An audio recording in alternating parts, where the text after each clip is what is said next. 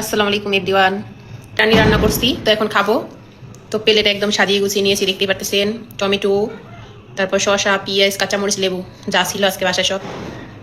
আর আজকে তো 31 নাইট, তো চারোদিকে বম ফুটাইতেছে, মানুষ অনেক এনজয় করতেছে। আমিও গিয়েছিলাম সাদে, তো মাত্র আসছি, এখন গরম গরম বিরিয়ানি খাবো।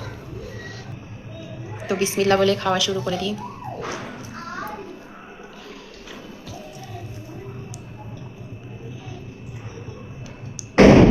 বিসমিল্লাহ।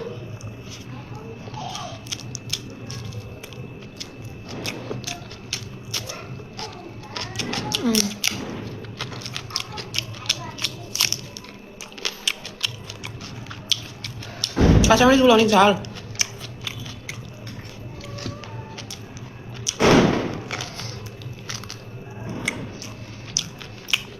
ভালো হয়েছে গাইস।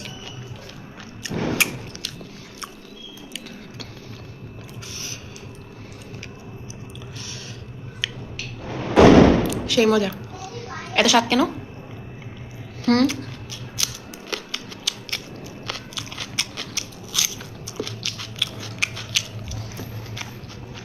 মাংসগুলো একদম নরম হয়ে গেছে, সেই স্বাদ।